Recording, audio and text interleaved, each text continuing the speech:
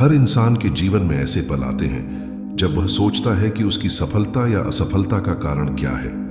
अक्सर इसका उत्तर हमारे अपने भीतर छिपा होता है, क्योंकि हमारी आदतें ही हमारे मस्तिष्क और शरीर पर सीधा प्रभाव डालती हैं। यदि हम सही दिशा में प्रयास करें तो अपनी आदतों को बदलकर अपने जीवन को एक नई राह पर ले जा सकते हैं।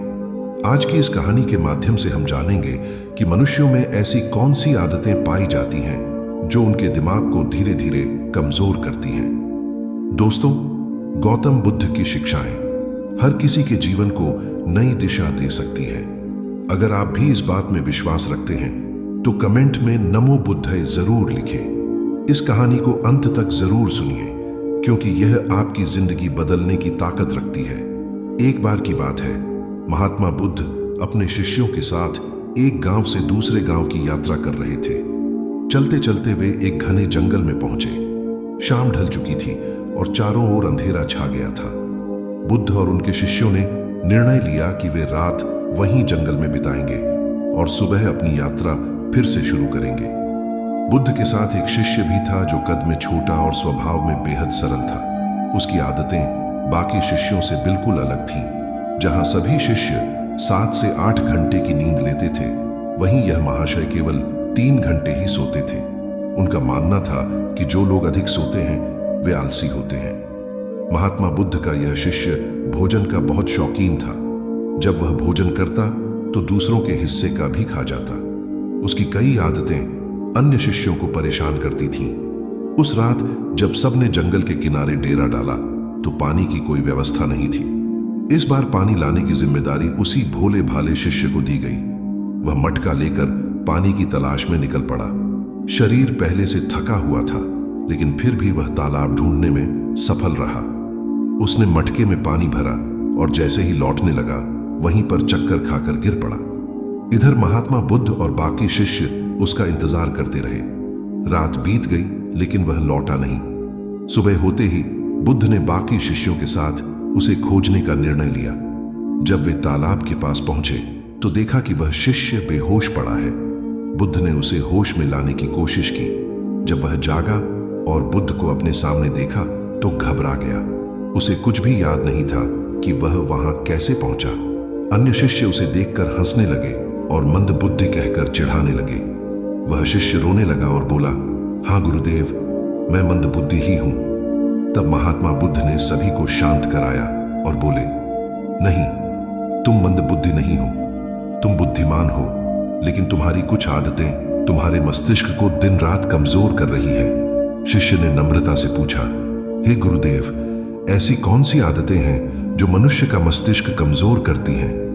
महात्मा बुद्ध ने मुस्कुराते हुए कहा, आज मैं तुम्हें बताता हूं वे आदतें जो मनुष्य के मस्तिष्क को दिन प्रतिदिन कमजोर करती है। ध्यान से सुनो। पहली आदत है आवश्यकता से अधिक भोजन करना।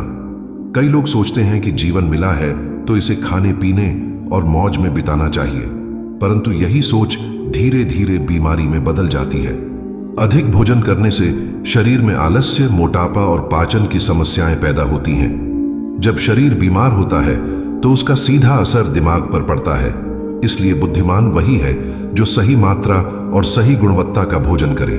दूसरी आदत, नींद के महत्व को न समझना। कुछ लोग मानते हैं कि नींद समय की बर्बादी है, इसलिए वे कम सोते हैं ताकि अधिक काम कर सकें। लेकिन यही गलती उन्हें धीरे धीरे मानसिक रूप से कमजोर बना देती है। नींद शरीर की मरम्मत का समय है। यदि आप रोज 5 से 7 घंटे नहीं सोते तो आपका मस्तिष्क थकने लगता है और सोचने समझने की क्षमता घटती जाती है। तीसरी आदत, गलत और आलसी आदतों की भरमार। काम को टालना, बेकार की बातों पर सोचते रहना और हर बात में चिंता करना, यह सब दिमाग को कमजोर कर देता है। जो व्यक्ति अपनी बुरी आदतों पर नियंत्रण नहीं रखता, वह कभी जीवन में स्थिर नहीं रह सकता। चौथी आदत, खुद को काम करने की मशीन समझ लेना। कई लोग बिना रुके दिन रात काम करते रहते हैं, न अपने शरीर को आराम देते हैं, न मन को शांति। ऐसे में तनाव बढ़ता है और धीरे धीरे मस्तिष्क की शक्ति घटने लगती है। शरीर और मन को आराम देना उतना ही आवश्यक है जितना काम करना। छठी आदत, बुरे लोगों का साथ नहीं छोड़ पाना। अगर कोई व्यक्ति आपके जीवन में नकारात्मकता फैला रहा है तो उससे दूरी बनाना ही सबसे बड़ा समाधान है। बुरे लोगों का साथ आपका मन और दिमाग दोनों विषैला बना देता है। 7वीं आदत, अपनी गलतियों को अनदेखा करना। जो व्यक्ति अपनी गलती को स्वीकार नहीं करता वह कभी सुधार नहीं सकता। गलती मान लेना कमजोरी नहीं बल्कि समझदारी है। यही आदत इंसान को मानसिक रूप से मजबूत बनाती है। 8वीं आदत, अतीत की नकारात्मक बातों को दिमाग में इकट्ठा रखना। जो बीत गया उसे बार बार सोचने से कुछ नहीं बदलता। अतीत की नकारात्मक यादें मन को बोझिल बनाती है और मस्तिष्क की ऊर्जा को खत्म करती है। जो व्यक्ति आगे देखना सीख जाता है वही सच्चा ज्ञानी होता है। 9वीं आदत, स्वयं की बुराई करना और खुद को कमजोर समझना। यह आदत व्यक्ति के आत्मविश्वास को नष्ट कर देती है। हमेशा खुद के बारे में सकारात्मक सोचें, क्योंकि आत्मविश्वास ही आपके मस्तिष्क को मजबूत बनाए रखता है। 10वीं आदत, अपनी असफलताओं के लिए दूसरों को जिम्मेदार ठहराना। सफलता और असफलता दोनों जीवन का हिस्सा है, लेकिन जो व्यक्ति अपनी असफलता का दोष दूसरों पर डालता है वह कभी आगे नहीं बढ़ पाता।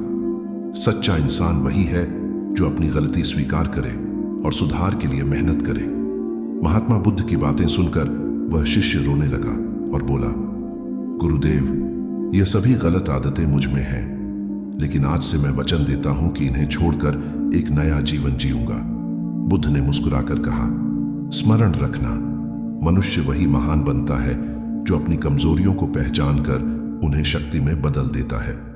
दोस्तों, उम्मीद है कि आपने आज की इस कहानी से जरूर कुछ सीखा होगा। अगर यह कहानी आपको प्रेरणादायक लगी हो तो इसे लाइक करें, अपने दोस्तों के साथ शेयर करें और चैनल को सब्सक्राइब करना न भूलें। मिलते हैं अगली वीडियो में, तब तक के लिए अपना ख्याल रखें। धन्यवाद।